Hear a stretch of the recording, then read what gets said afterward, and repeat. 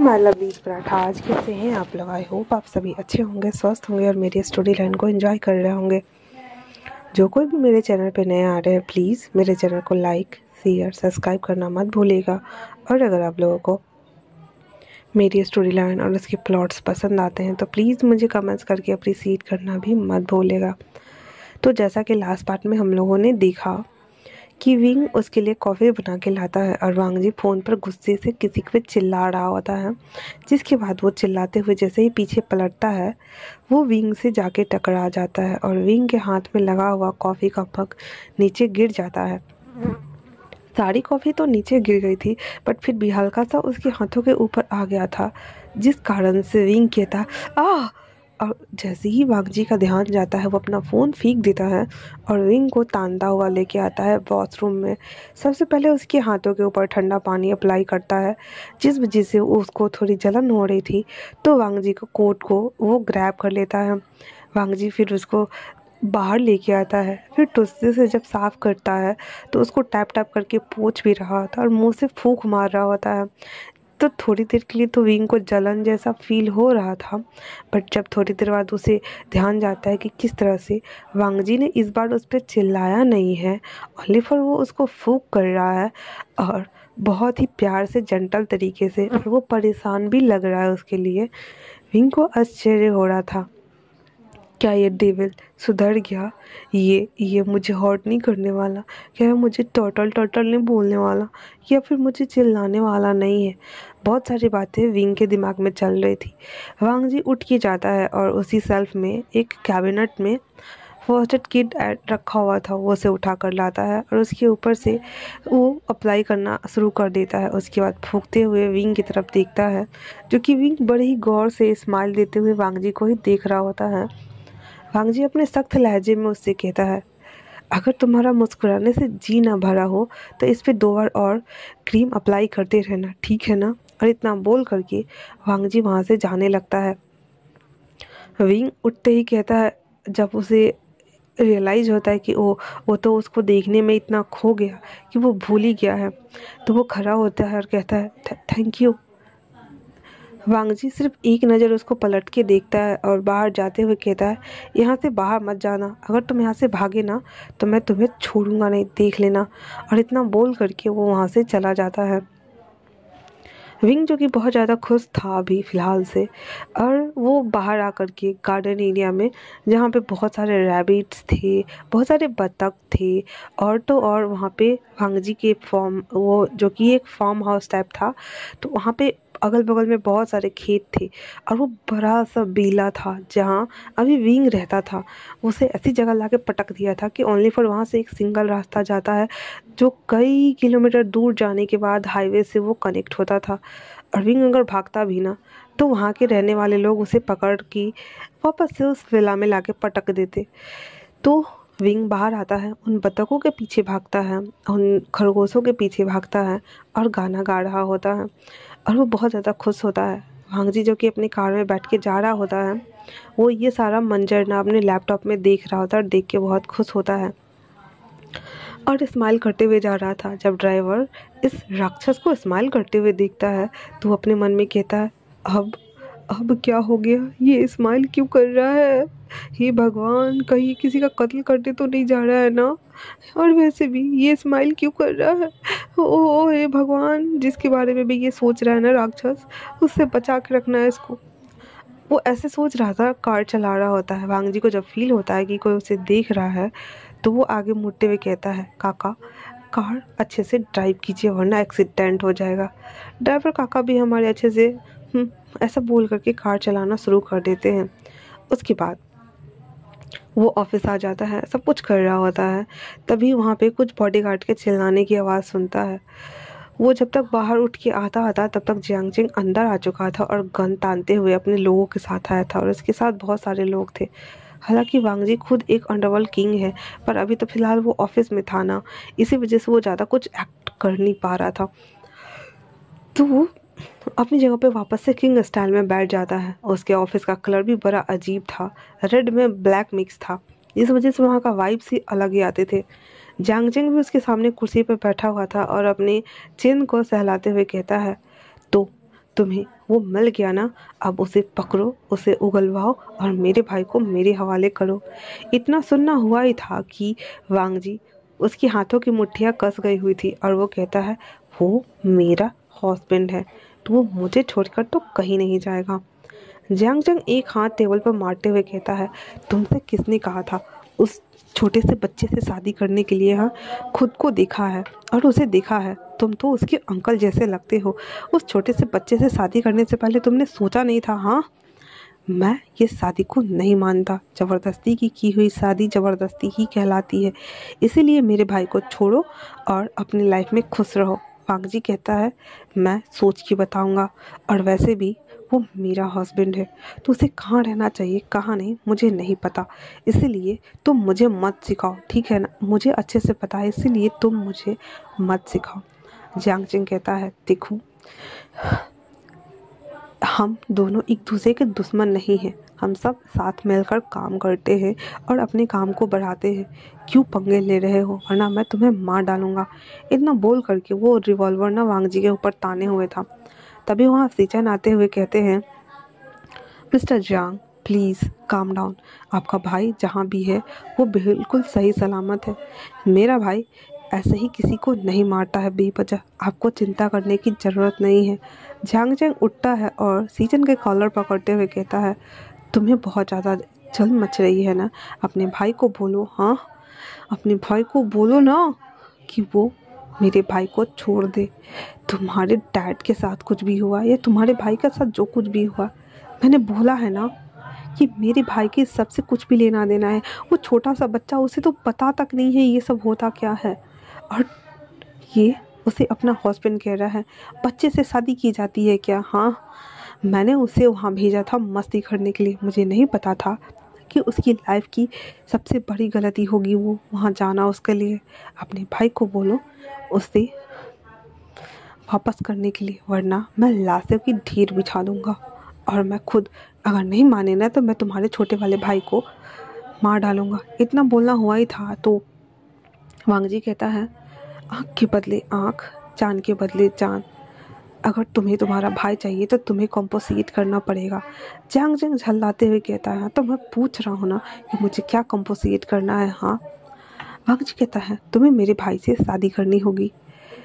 Season और Jiang जंग दोनों शौक और चिल्लाते हुए जियांग जंग कहता क्या कहा तुमने? हाँ, वांगजी कहता है मैंने कहा तुम्हें मेरे भाई से शादी करनी होगी, तुम्हें फैंसिंग से शादी करनी होगी। सीजन कहते हैं ये क्या कह रहे हो तुम? फैंसिंग कुआं में है और हमें उसके बारे में सोचना चाहिए ना। वांगजी कहता है हम इन दोनों की शादी कराएंगे और इस तरह से ये कंपोजिट करेगा क्योंकि उसकी वजह से उसकी जान गई है और वो कभी भी लाइफ में स्टेबल नहीं हो सकता है। आप जानते हैं ना गगा, वो कभी नहीं हो सकता है, और अगर इस इंसान ने उसे ज़रा सा भी हर्ट करने की कोशिश की ना तो मैं इसे खुद अपने हाथों से मार डालूँगा। जियांग जंग कहता है मैं तुम्हारे जैसा जंगली जानवर दरिंदा नहीं हूँ कि मैं किसी को भी हर्ट करूँ। अगर कंपोजिट करने से मेरा भाई मुझे वापस मिलता है तो मैं करने के लिए तैयार हूँ। वांगजी कहता ठीक है अभी चलो, अभी शादी करते हैं। जियांग जंग कहता तुम पागल हो गए हो? वांगजी कहता यस मैं पागल हो गया हूँ, चलो चलते हैं। इतना बोल करके वो लोग हॉस्पिटल आते हैं। जियांग जंग अपने मॉम डैड को भी बुलाता है। हालांकि विंग के जाने की वजह से मैडम यू अलग ही बौखलाई हुई थी, और जब जियांग जंग ने हॉस्पिटल आने बोला तो वो और ज़्यादा गुस्सा हो गई थी। तो उन्हें लगा शायद कि वो विंग को देखेंगी, इसीलिए वो जियांग फेमिया के साथ आ जाते हैं। जियांग जंग और जब वहाँ आता है तो उनसे पूछा जाता है कि क्यों बुलाया गया है, तो वांगजी बीच में आते हुए कहता है क्योंकि यहाँ पे आपके बेटे और मेरे भाई की शादी होने वाली है। आपको विंग को देखना है ना, मैं दिखा दूँगा, पर उससे पहले आप लोगों को एक प्रॉमिस करना होगा। अगर मेरे भाई की जरा सा भी खरोच आई ना और आप लोगों ने उसे अपने बेटे के जैसे नहीं पाला तो याद रखिएगा आपका बेटा मेरे पास है, वो भी सही सलामत। मैं उसे चलने लायक भी नहीं छोड़ूंगा, समझे आप? इतना बोल करके और वो लोग अंदर आते हैं। कोर्ट मैरिज की जाती है उन लोगों की, जो कि फैंसिंग हमारा साइन नहीं कर सकता था, तो उसके अंगूठे लगाए जाते हैं और पिक्चर वगैरह सबमिट कर दिया जाता है।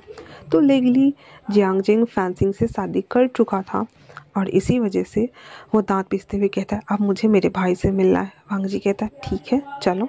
और वो सभी बाहर आके कार में बैठते हैं। फिर कारों का पूरा काफिला, जो लोग लगभग 15 से 20 कारें हो चुकी थी, सड़कों पे जब जा रही थी तो समझ में आ रहा था कि ये हमारे किंग की कारें जा रही है। किसी को पता तो नहीं था कि आखिर अंडरवर्ल्ड का किंग है कौन, ना ही किसी ने देखा था, क्योंकि सारे काम वांग जी के फादर करते थे, उसके अंकल गग्गा वगैरह मिलके करते थे। और वांग जी दुनिया के सामने में एक बिजनेसमैन था, लेकिन सातिर मास्टरमाइंड भी वही था सब कुछ के पीछे।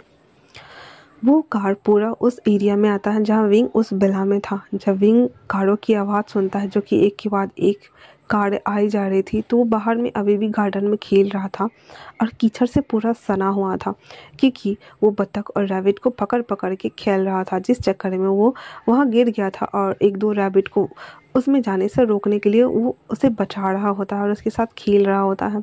वहाँ पे उनकी हेल्प करने के लिए माली काका भी थे, और वहाँ पे खेत में काम करने वाले कुछ आदमी भी थे, जो उन लोगों की मदद से वो लोग सब वहाँ मस्ती भी कर रहे थे, रैबिट के साथ खेल भी रहे थे, और विंग भी उन लोगों के साथ खेल रहा होता है। जब सब लोग आते हैं, पूरा घर छाना जाता है। वांग जी पूरा घर में देखता है तो विंग कहीं नहीं है। तो जियांगचेंग वांग जी का गला पकड़ते हुए कहता है, मैंने तुमसे कहा था ना कि मेरा भाई, अगर उसे कुछ हुआ ना तो मैं तुम्हें छोड़ूंगा नहीं। वांग जी उसके हैंड को हटाते हुए कहता है, वेट करो, मेरे साथ आओ। इतना बोल करके वांग जी बैकयार्ड की तरफ आता है, जहाँ पे विंग अभी भी सबके साथ खेल रहा होता है, और बीच में वो बतख और वो तो आमिर रैबिट्स वगैरह ना ऐसे उछल कूद कर रहे होते हैं। वहाँ पे इतने सारे लोगों को देखकर पहले तो वांग जी की आंखें शौक से बड़ी हो जाती है। फिर वो विंग को देखता है, जो कि कीचड़ से पूरा सना हुआ था, और वो उन लोगों के साथ पकड़म पकड़ाई कर रहा था। ये देखकर उसे दांत पीसने का मन तो कर रहा था, पर उसका हंसता हुआ चेहरा देखकर, इतना मुस्कुराता हुआ देखकर वांग जी को भी अच्छा लग रहा था और उसे खो गया। तभी जियांगचेंग जब देखता है अपनी भाई की हालत, तो पास में पड़ा हुआ पंप उठा करके उसके ऊपर पूरा पानी का फव्वारा डालता है, जिससे कि वहाँ के सारे लोग एक लाइन से गीले हो चुके थे। यहाँ तक कि बत्तखों को भी उसने भिगा दिया हुआ था, और सारे बेचारे हमारे कॉक कॉक करते हुए भाग गए थे वहाँ पे। जब विंग अपने पूरे फैमिली को, आई मीन अंकल को, सीचेन को, वांगजी को, जियांगचेंग को, सबको देखता है, तो वो दंग था। साथ में फैंसिंग को भी अंदर शिफ्ट किया जा रहा था उसी पैलेस में जहाँ विंग था, वहीं पे। ये देखते मात्र ही हमारा विंग भाग करके वहाँ आता है और जियांगचेंग को गले लगा लेता है। जियांगचेंग के हाथ से पाइप छूट जाती है और वो कहता है, गगा गगा आप आए हैं सच में, मेरा सपना तो नहीं है ना। जियांगचेंग उसके खाल खींचते हुए कहता है, तुम्हें ये सपना लग रहा है? तुमने तो हमारी जान निकाल दी जब हमें लगा कि तुम अंदर नहीं हो। और ये क्या हालत बना रखी है तुमने, यहाँ क्या कर रहे हो? तो कहता है, गग्गा मैं तो यहाँ वो उन रैबिट के साथ खेल रहा था, और उन बत्तखों ने मेरा पोपट कर दिया, देखिए ना। और वो एक एक करके कंप्लेन किए जा रहा था। जियांगचेंग उसके पूरे फैमिली वालों को आश्चर्य हो रहा था, क्योंकि वांग जी हमेशा धमकी देने की बातें करता था, लेकिन अभी तो विंग का अलग ही स्वरूप रूप निखर के आ रहा था। ऊपर से वो इतना अच्छे से क्यूटली बात कर रहा था, जैसे कि वो सच में कंप्लेन कर रहा हो। उसके बाद वो वांग जी के पास आता और कहता है, देखो ना, वो रैबिट्स सारे ना भाग जाते हैं और वो उधर जाके खाते हैं, तो उसके खाने के लिए मुझे ना बहुत सारे गाजर चाहिए, और उन बत्तखों को देने के लिए सी फूड भी चाहिए, तो तुम ले आओगे ना? हाँ, अगली बार। वांग जी चुपचाप मुंडी हिलाते हुए बोल देता है। नी है सैंग, सुयांग दोनों मुंह फाड़े और किन्हान भी। कहते, ये क्या हो रहा है? ये चमत्कार कब हो गया? एक रात में ये माया परिवर्तन और काया परिवर्तन कैसे हो गया? हाँ, क्या उस बच्चे को डर नहीं लगता हमारे इस डेबिल से? वांग जी खुद शौक था, क्योंकि हाँ, भले ही एक हफ्ते से उसने उसके ऊपर चिल्लाया नहीं था, पर विंग उससे डरता था, उसकी आंखों में खौफ था। लेकिन आज विंग की आंखों में खौफ बिल्कुल भी नहीं था, और वो इतने प्यार से बोल रहा था कि वांग जी बस मेल्ट हो गया था उसकी बातों से ही। उसके बाद उसकी मॉम आती है और उसे गले लगाते हुए रोना शुरू कर देती है। विंग भी बहुत ज़्यादा रोने लगता है। फिर वांग जी की तंद्रा भंग होती है और वो सबको बोलता है अंदर चलने के लिए। उसकी मॉम अंदर लेके आ रही होती है, तो वांग जी कहता है, स्टॉप। विंग पीछे पलट के देखता है तो कहता है, क्या हो गया है? हाँ। फिर वांग जी सीधे विंग को गोद में उठाता है और उसे ले जाता है, अपने गोद में ही कैरी करते हुए ऊपर बेडरूम में शावर के नीचे खड़ा कर देता है, और अपने कोट को एक साइड करते हुए कहता है, जल्दी से चेंज करो, अंदर नीचे आना। विंग इतना बोलता है। तब तक वांग जी उसके लिए कपड़े निकाल करके जैसे ही बाथरूम में आता है तो विंग ना अपने शर्ट्स को रिमूव कर चुका था और पैंट खोलने की तैयारी कर रहा था। वांगजी जब उसे देखता है तो देखता ही रह जाता है और अपने सलाइवा को गल्प करके देख रहा था, क्योंकि विंग की बॉडी ना पूरी गर्ल्स टाइप की थी, गर्लिश बॉडी। और उसको देख करके ना, क्योंकि उसके बोब्स थोड़े से उभरे उभरे लग रहे थे, आई मीन चेस्ट, उसकी नेक सुराही जैसे थे, उसकी नीचे कमर का शेप ना लड़कियों जैसा था। तो वो सभी चीज़ें के ऊपर जैसे ही नज़र जाती है ना, उसके अंदर का हॉर्नी मानूस जाग रहा था और वो बस उसे घूर के देख रहा था। जब विंग उसे देखता है तो अपने हाथ से उससे छुपाते हुए अपनी बॉडी को कहता है, आप यहाँ क्या कर रहे हैं? हाँ। वांगजी कहता है, मैं यहाँ क्या करूँगा, मैं तुम्हारा हस्बैंड हूँ तो मैं यहीं रहूँगा ना। और हाँ, नीचे जाकर अगर तुमने कुछ भी ऐसा ऐसा बोला ना तो फिर मुझसे बुरा कोई नहीं होगा और मैं तुम्हारे परिवार वालों को मार डालूँगा, पता है ना तुम्हें। विंग अभी जाके थोड़ा सा डरा था। वो डरते हुए कहता, मैं समझ गया, अब प्लीज़ उनके साथ कुछ मत कीजिएगा, प्लीज़ ना। वांगजी कहता, ठीक है, अपना मुंह मत खोलना, और हाँ, अगर वो तुम्हें जाने के लिए बोले ना तो जाने के बारे में बिल्कुल भी मत सोचना, और अगर तुमने ऐसा किया ना तो तुम जानते हो ना बीब्स, मैं क्या करूँगा। हाँ टर्टल। और इतना बोल करके उसके बालों को सहलाते हुए उस वॉशरूम से बाहर आ जाता है। उसके बाद अपने टाई को ढीला करते हुए, अपने शर्ट को हवा करते हुए कहता है, मेरी बॉडी इस तरह से अराउज नहीं हो सकती है, बिल्कुल भी नहीं। वांगजी, तुम्हें अपने इमोशन के ऊपर कंट्रोल करना होगा। ये तुम इस तरह से अपने फीलिंग को बयान नहीं कर सकते हो। बट वो कुछ भी नहीं कर पा रहा था, क्योंकि वो सच में अंदर से अराउज फील कर रहा था विंग को देख करके। और अभी तक उन दोनों के बीच में क्रूज पर जो किस हुआ था, बस वही किस। उसके बाद ज़बरदस्ती वांगजी ने वेडिंग वाले दिन ही उसे किस करने का ट्राई किया था और उसके साथ वेडिंग नाइट मनाने का भी प्लान था, पर बेचारे ने उसको ठोक पीट के वहाँ से वो भाग ही गया था। तो उसके बाद से अभी तक इन दोनों के बीच में ऐसा कुछ हुआ भी नहीं था। इसी वजह से जब वांगजी ने विंग को देखा naked, I mean half naked, तो वो अपने आप को रोक नहीं पा रहा था। वहीं दूसरी तरफ विंग, जो कि बेचारा हमारा क्रिम्सन रेड बन के शर्मा गया था, वो शर्मीला बच्चा टर्टल हमारा, वो अपने खोल में छुप जाता है और दोबारा से शावर लेना शुरू करता है। रेडी होकर के वो बाहर आता है और अभी बिल्कुल वो बहुत ज़्यादा क्यूट लग रहा था, क्योंकि वांगजी ने जो उसे स्वेटर दिया था पहनने के लिए वो बहुत ज़्यादा ओवर साइज था, जिसमें वो बहुत क्यूट लग रहा था। फ्लॉपी स्वेटर था वो नीचे आता है, तब तक वांगजी उन लोग के सामने किंग स्टाइल में बैठा हुआ था। उसके बाद मैडम यू जियांग फेमिया के बीच में विंग जाके बैठता है, तो उन दोनों उनका हाल चाल पूछते हैं। तो विंग बता देता है कि वो बहुत खुश है यहाँ पे और आप लोगों को मिस करता है और वो आप लोगों से मिलना चाहता है। पर वांगजी बस उसे घूर के देख रहा होता है और अपने एक हाथ को गाल पे टिकाए हुए। मैडम यू बहुत कुछ पूछना चाहती थी, पर उनके सामने में था विंग, इसलिए। तो फिर भी जियांग फेमिया कहते हैं, तुम्हें यहाँ चीज़ की कमी तो नहीं है ना। तो विंग पाउटी लिप्स लिए हुए कहता है, है ना, यहाँ पे बहुत कमी है। पता है, किचन में सिर्फ और सिर्फ सैंडविच के लिए बनाने के लिए ब्रेड है, अंडे हैं, यहाँ पे वेजिटेबल नहीं है। ऊपर से जब मैं बाहर जाता हूँ तो वो बतख बहुत परेशान करते हैं उसको खाने के लिए, सी फूड नहीं है, रैबिट को खाने के लिए गाजर नहीं। मतलब वो घर के सारे ना, एक लड़की नहीं होते उस तरह से कंप्लेन कर रहा था। तो वांगजी कहता है, विंग, अगर ये सारी चीज़ें नहीं है तो तुम्हें मुझे बताना चाहिए ना।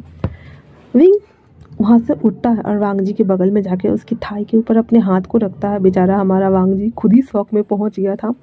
साथ में नीहेसेंग और सुयांग, किन्हान, सीचेन, जो वो लोग ना ऐसे वाटर लेके आ रहे थे सीचेन सबको देने के लिए, साथ में किन्हान भी, सब ना अपना मुंह हाँ किए। यहाँ तक कि जियांगचिंग भी, सब एकदम ऑकवर्ड लुक के साथ में उन दोनों को देखते, क्योंकि विंग ना अभी एकदम लड़की की तरह जा कर के वांगजी को ऐसे हाथ रख कर के कंप्लेन करते हुए कहता है, तुम तो हमेशा ऑफिस में रहते हो ना, तुम्हें क्या पता घर में कौन सा चीज़ नहीं है। हाँ, यहाँ पे कोई नौकर भी नहीं है जो मेरी मदद कर सके, मुझे पूरा अकेला करना पड़ता है। तुम्हें पता है तुम कितने बुरे हो।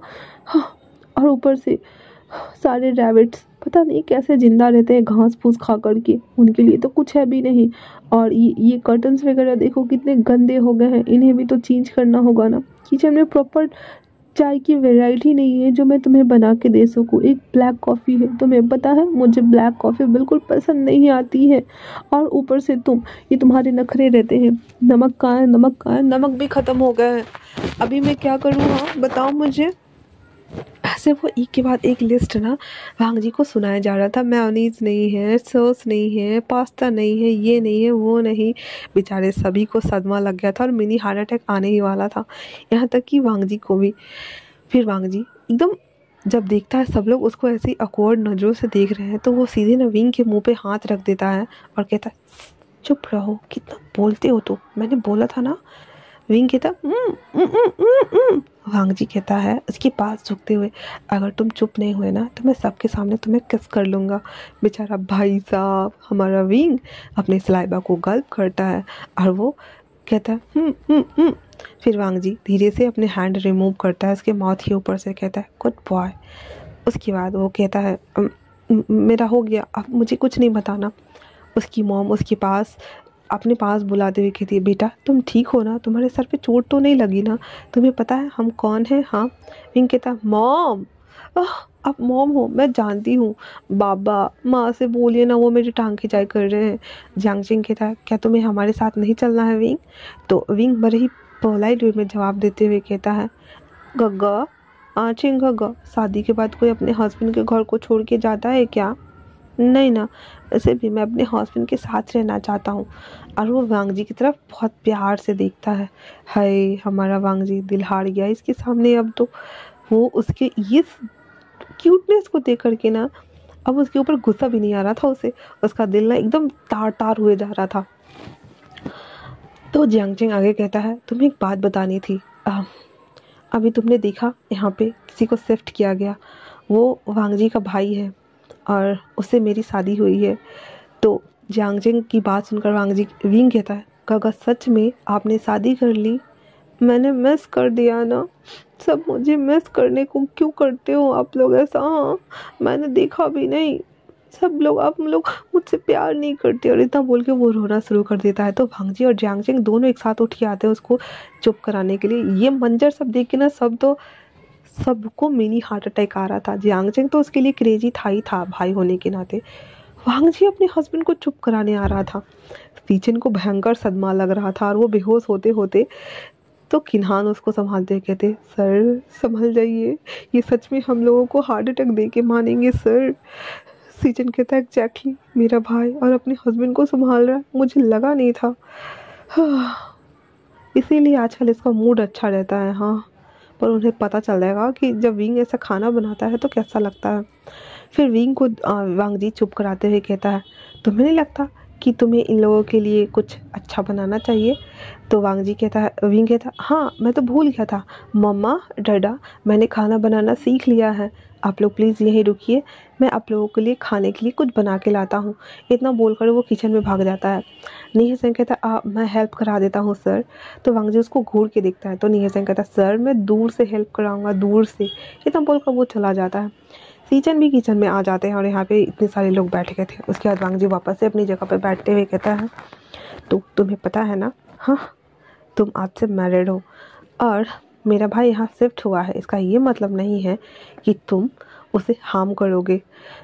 और दूसरी बात, तुम्हें एक वीक में एक दिन यहाँ आना होगा और उसके साथ रहना होगा, उसके सारे काम तुम्हें खुद करने होंगे, ये मेरा ऑर्डर हो। जियांग चिंग कहता है ठीक है मुझे मंजूर है, पर उस एक दिन में मैं अपनी मॉम को या डैड को लेके आ सकता हूँ ना। वांग जी कहता है ठीक है आ सकते हो। उसके मॉम डैडी बहुत ज़्यादा खुश हो गए थे। उसके बाद उन लोगों को पता है कि ये लोगों का क्या बिजनेस है।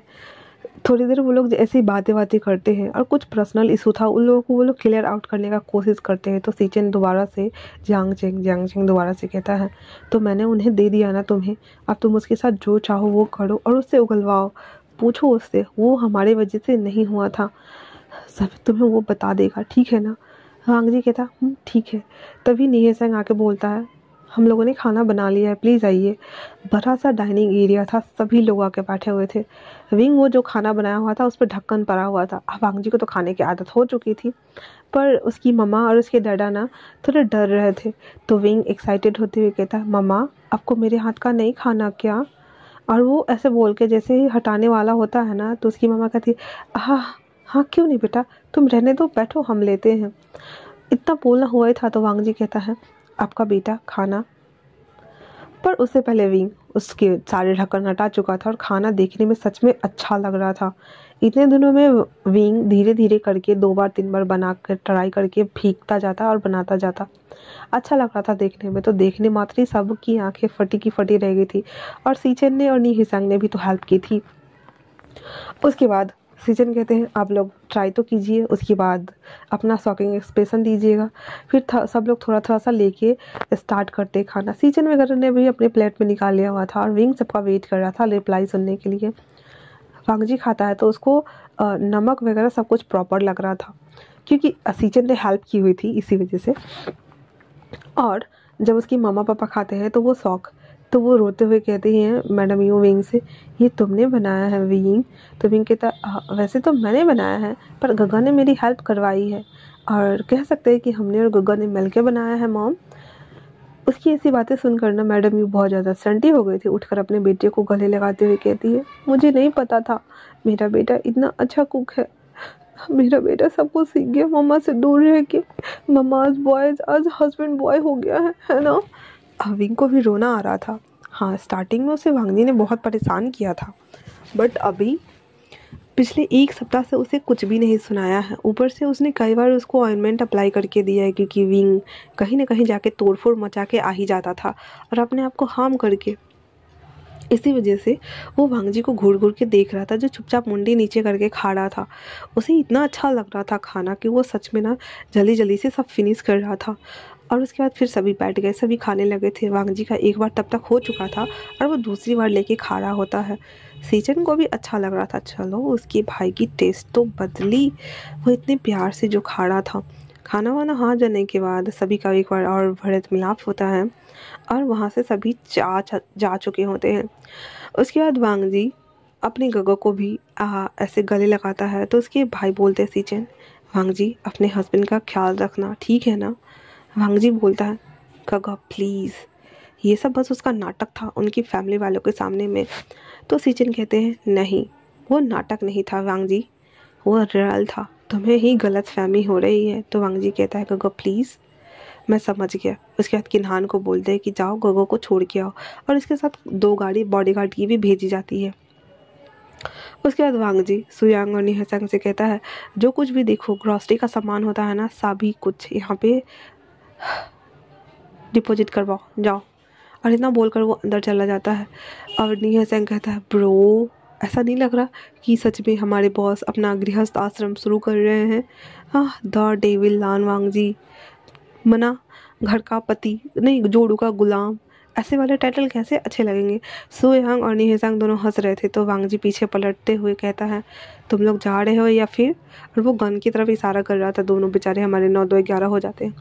अब उस घर में ओनली फॉर विंग था। तो विंग जो कि किचन एरिया में काम कर रहा था, तो उसे फैंसिंग के पास भी जाना था।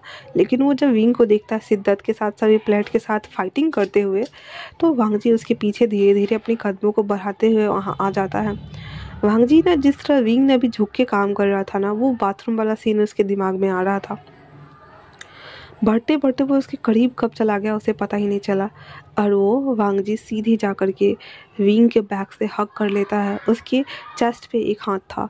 तो वांग जी को पता चल रहा था कि विंग के चेस्ट ना कितना ज़्यादा गर्ल की तरह एकदम फुले फुले टाइप से प्लफी है और सॉफ्ट भी है। और उसकी एक हैंड टमी पे था। वांग जी के ऐसे टच की वजह से विंग जो कि फ्लिंच हो उठा था, वो अपने हाथ को ऐसे ही किए हुए था। तब तक वांग जी उसको अपने केज में ले चुका था और धीरे से अपनी हस्की वॉइस पे कहता है ऐसे ही रहो, मुझे अच्छा लग रहा है। और तुमने अपने पेरेंट्स को सच क्यों नहीं बताया? हाँ, वांग जी बोल भी रहा था और उसकी हैंड ना उसकी चेस्ट के ऊपर चल रहे थे, जिस वजह से विंग ना अपने आप को उससे दूर करने के लिए अपने हाथ को धोना शुरू करता है। लेकिन फिर वांग जी उसको पीछे खींच लेता है, जिस वजह से पानी का छिटाना उसके मुंह पे और वांग जी के मुंह पे दोनों पे पड़ा था। अब वांग जी आइसलैंड से टिका हुआ था, थोड़ा टर्न हो चुका था, टीढ़ा हो चुका था, और विंग उसकी केज में पूरी तरीके से था। अब वांग जी अपने दोनों हैंड से उसके दोनों चेस्ट को ग्रैब करता है और उसे ऐसे स्क्यूज करते हुए उससे पूछता है, मुझे बताओ तुमने अपनी फैमिली वालों को क्यों नहीं बताया कि मैं तुम्हें यहाँ पनिश करता हूँ? हाँ। वांग जी की बात सुनकर विंग कहता है, क्योंकि हस्बैंड प्यार करे या पनिश करे, हस्बैंड के साथ ही रहना होता है। और तुमने ही तो कहा था ना कि मैं तुम्हें छोड़ के नहीं जा सकता हूँ, तो फिर मैं क्या बताता उन्हें? तो मैंने झूठ बोल दिया। और वैसे भी मैं यहाँ पे अब, और वो बोलने वाला था कि मैं उन लोगों को बहुत मिस करता हूँ और साथ में मैं चाहता हूँ कि तुम बदल जाओ, पर वो कुछ नहीं बोलता और चुपचाप रहता है। वांग जी कहता है, और व्हाट? हाँ। विंग कुछ भी नहीं बोल रहा था। वांग जी उसके शोल्डर पे बाइट कर देता है, क्योंकि वो उसकी हॉर्ननेस बढ़ती जा रही थी और उसके ब्रेस्ट को वो प्रेस किए ही जा रहा होता है। विंग कहता है धीरे से, ये क्या क्या कर रहे हैं आप? हाँ। वांग जी कहता है, मुझे नहीं पता मैं क्या कर रहा हूँ, पर मुझे ये करने में बहुत ज़्यादा अच्छा लग रहा है। टर्टल। और इतना बोल करके और वो उसको और करीब करता है और उसके नेक पे अपने नोज को ले जा कर के रब कर रहा था, जिस वजह से हमारे विंग की भी ऐसी की तैसी हो रही थी। आई मीन कि उसकी बॉडी में भी बहुत ज़्यादा सेंसेशन हो रहे थे और वो अराउज्ड फील कर रहा था, लेकिन फिर भी वो क्या ही कर सकता था अपने आप को काम डाउन कराने के अलावा। फिर वो धीरे से कहता है, फैंसी गगा, उसके लिए हमें क्या करना होगा? तब जा कर के वांग जी उस मतलब ये जो कर रहा था उससे बाहर आता है और सीधे विंग को अपनी ओर पलटाता है। उसके कमर पे एक हाथ, उसके नेक पे एक हाथ और उसको बाद उसके लिप्स पे वो टूट पड़ता है। उसके लिप्स को वो बाइट करते हुए सक कर रहा था, मानो कि वो अपनी प्यास को अभी जस्ट वो बुझा देगा। और फिर कुछ देर तक उसके लिप्स के साथ ऐसे ही एक्सप्लोर करते हुए थोड़ा दूर होता है, जहाँ पे विंग के लिप्स पे पूरा सलाइवा फैल चुका था।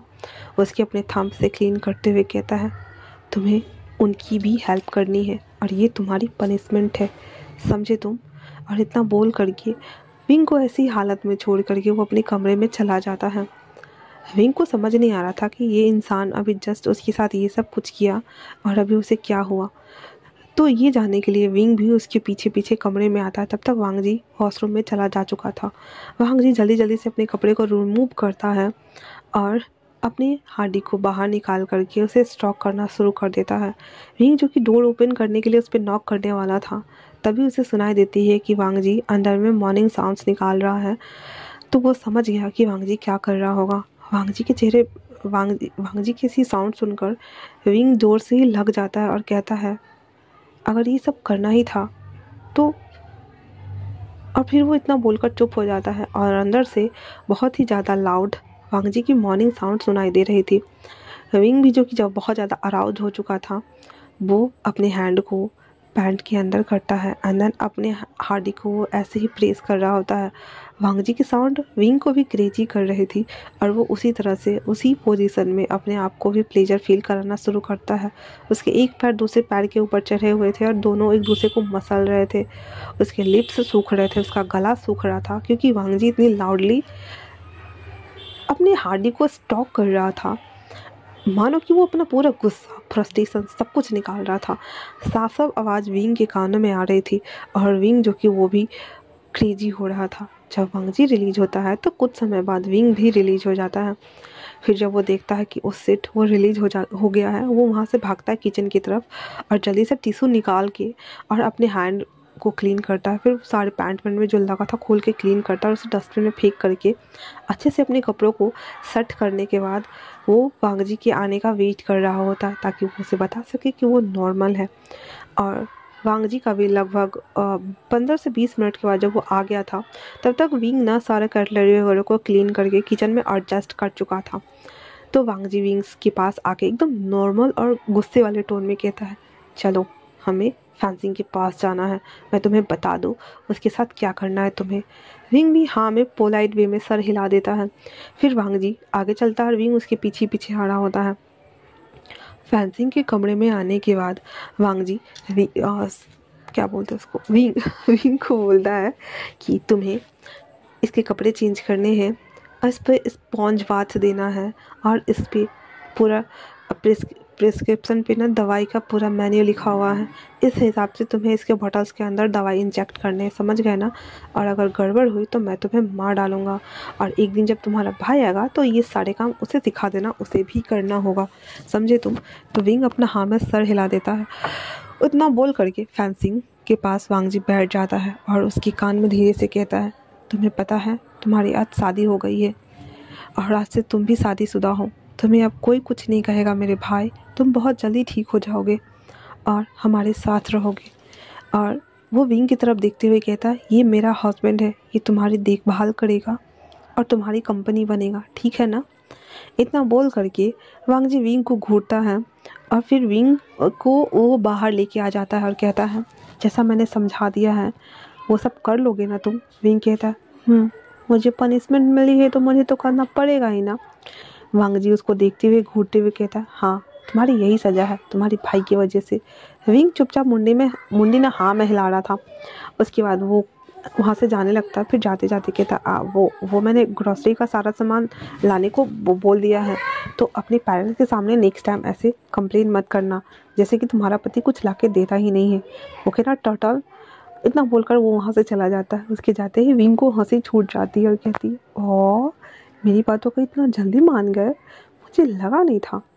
मैं तो बस एक्टिंग कर रहा था ताकि मम्मा को पता चले कि मैं यहाँ खुश हूँ। फिर उसकी आंखों से आंसू गिर जाते और कहते हैं, हाँ मैं खुश होना चाहता हूँ, क्या ये सभी चीज़ें नॉर्मल नहीं हो सकती है वांगजी? और इतना बोल करके वो वांगजी को जाते हुए देख रहा होता है वहाँ से। तो आज के लिए इतना ही। कैसा लगा आप लोगों को ये पार्ट, मुझे कमेंट्स करके ज़रूर बताना आप लोग। तब तक के लिए थैंक्स फॉर वाचिंग।